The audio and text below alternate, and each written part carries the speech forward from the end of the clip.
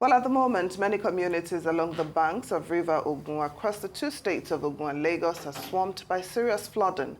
In what has steadily become an annual occurrence, thousands of people, especially low-income earners, are usually left by that tragedy, desperately searching for help and survival. The source of their problem, the River Ogun system, has two major contributors. First one being the main channel, which has its origin in Oyo North at locations to the north and to the east of Iseyin. The second contributor starts as River Ofiki near Shaki, still in Oyo North, and to the north and east of Shaki, River Ofiki flows southwards and joins the River Oyon near Aguje.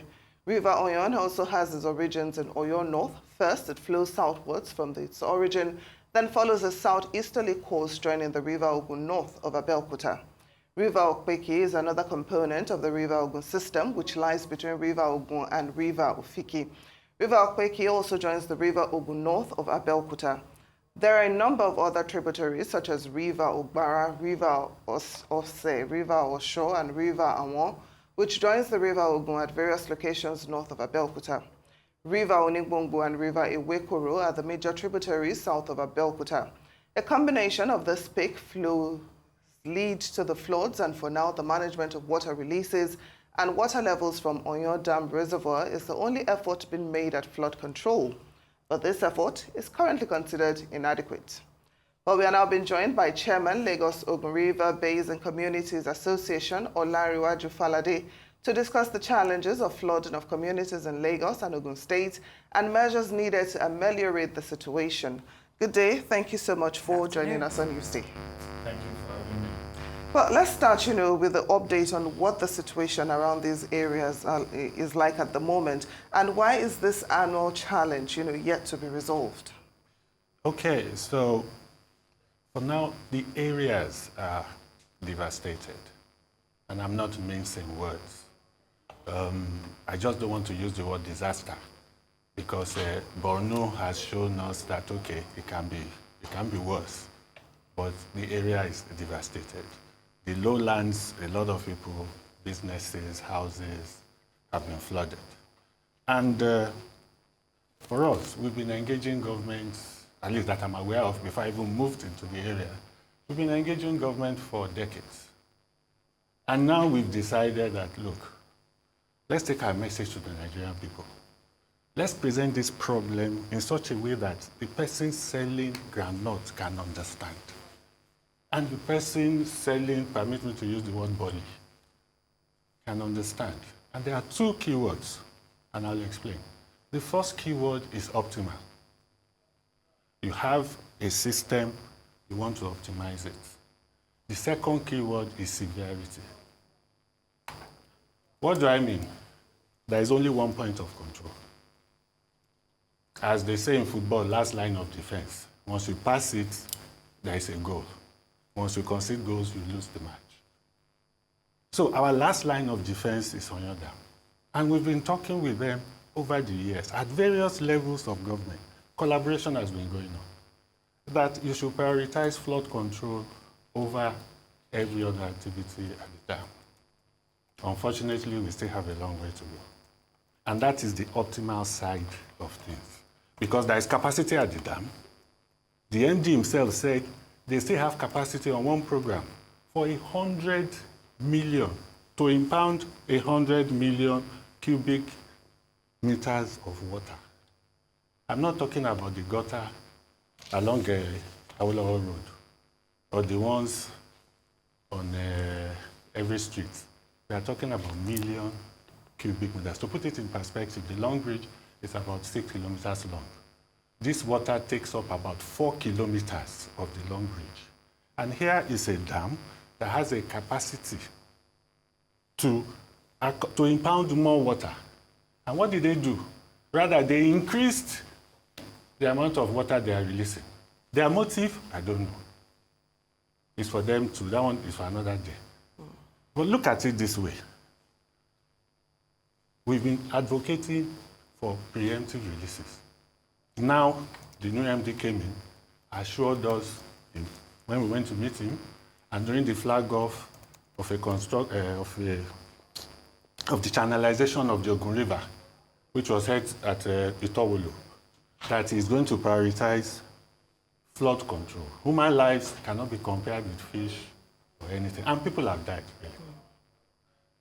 So on what basis do you have space in the dam and you are still pumping water and flooding people's homes? He claims that Ogun River is not, Oyo Dam is not always responsible for the flooding, that there are 52 tributaries here and there. We know the 52 tributaries. And that brings into the issue of severity. And I'll give a crude example. I'm not a violent person, but I need to drive it home. Mm-hmm. People get injured with cutlasses on the farm. They are farmers. They get injured with cutlasses. And then some people get killed with cutlasses. That's where severity comes in. For the injuries at the farm, which are mistakes, you get over it. We are talking about flooding that will be about ankle length or your knee maximum. But for the ones that cut off people's head with a cutlass, we are talking about flooding that gets to your neck. There is a difference. And what we have been saying is that we are not saying there won't be flooding. There will be flooding.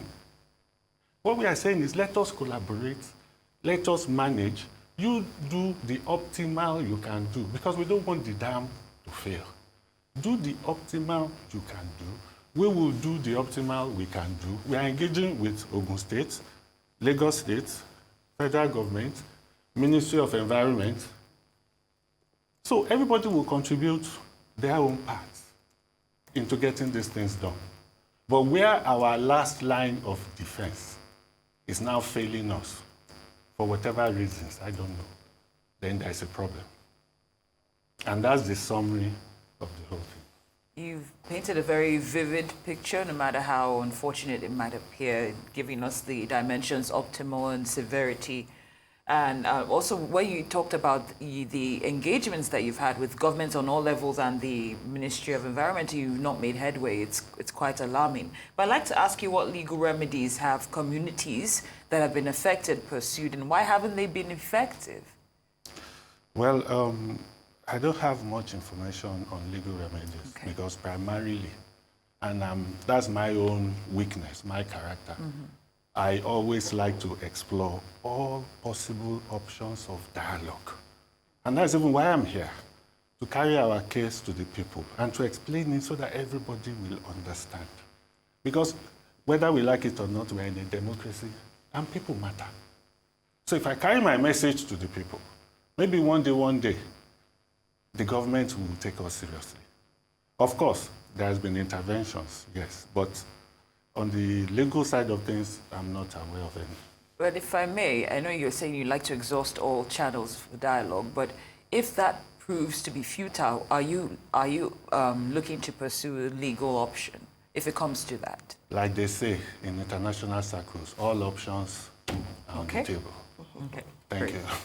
Now, you said you've had several engagements with the government, but that none has really yielded any result. But then I know that almost every year we have the government asking residents, to relocate from such areas, Yes. So how realistic really is that? And what would you propose maybe, as a permanent solution to this annual flooding challenge? Okay. First of all, there is no full solution to the flooding. That's the point we've been trying to make. There is no full solution to the flooding. What we are looking for is mitigation. And that's why I keep using the word severity. We are looking for mitigation. So for whatever reasons, it's not as if we didn't go to school. We knew where we built. Some of us bought on top of a hill. Some people decided to buy cheaper, and they bought the lowland. So when the water comes, some people will be affected much more severely than others. But our primary thing we're asking government for, and which was promised last year, in fact, we submitted a list of roads to the Ogun State government, is that they should elevate our roads. As a matter of fact, if you look at the long bridge, on the going to Ibadan side, going to outside Lagos side, there is a long stretch of road that passes the front of Mikano. We've been advocating for Ogun State government to raise up that road that road will serve multiple purposes, and I can explain. One, it will serve as an embankment for the water. On the other side, nobody is really staying there. It's filled with water anyway. So why don't you embank it on this side? You don't really need to dig much. Embank it on this side, and then keep the water on the other side of the long bridge. And then the pressure, because Ogun State is already working with us on creating channels. We've completed one, it took us 2 years.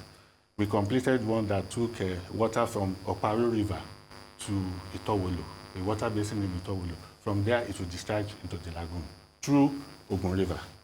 They've also committed, and I'm not missing words, to continue this year, once the flood subsides, we will create another channel from after channels, although inside the bush, I don't know how to describe that, to Majidun River, almost 5 kilometers.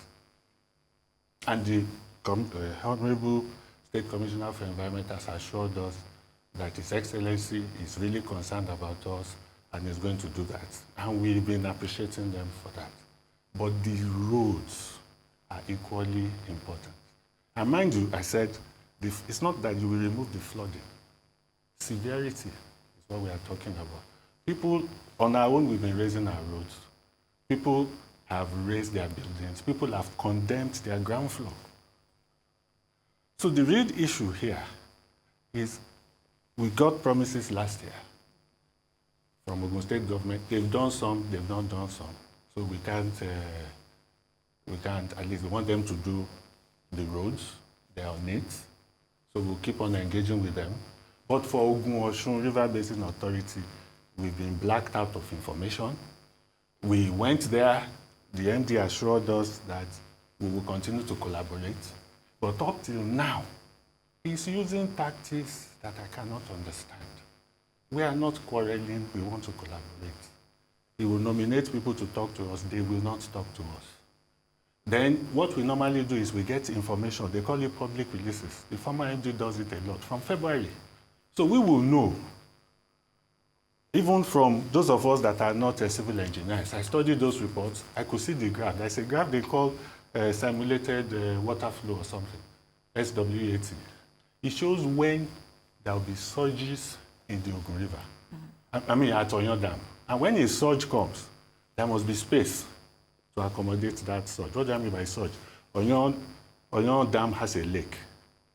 That lake has a maximum capacity, 270 million cubic meters. The flood control capacity is about 7 meters at the top. So there must be space within those 7 meters so that when that surge is coming, the dam can hold it. If the dam cannot hold it, God forbid, nobody wants that. We even tell them at the dam, we don't want the dam to fail. It will be much worse than what we are talking now. Okay. But what we are saying is optimal utilization of that 7 meters. You have space to impound 100 million cubic. Why are you flooding us? And then you are saying you are not the cause of the flooding. I mean, if you have a bathtub that is full already, and somebody now jumps inside it, won't water spill on the floor? Well, in terms of the factors that might be contributing to the flooding there, how do you respond to arguments that informal settlements in floodplains have exacerbated this problem? To be honest, amongst us, ourselves, as Lagos-Ogun River Basin Development Authority, and the facts are there, we have reported some of our residents to Ogun State government that these people built, even though they call it floodplain, like I said, my house is on the hill. There are delineated riverways on that place. And this man built his house inside this riverway. And we are like, how can you do this? It's my land, I bought it. You cannot. So we call it right of way. We've been engaging Ogun State government, at least before I joined 2 years ago or so. And they've come to mark, they've come to inspect, they've come to measure. But when government starts pulling down houses, people will be like, hey, ho. So I don't know what to say about that. But we know that amongst us, there are places where people build in the right of way of the water channel. And we are not, when the governor told us that houses will be demolished last year, you can play the video again. we applauded. Okay, Mr. Olanrewaju Falade, Chairman, Lagos-Ogun River Basin Communities Association, thank you so much for joining us on Newsday, and we do hope you get at least some relief, from this annual challenge. Thank you so much for coming on Newsday. Thank you.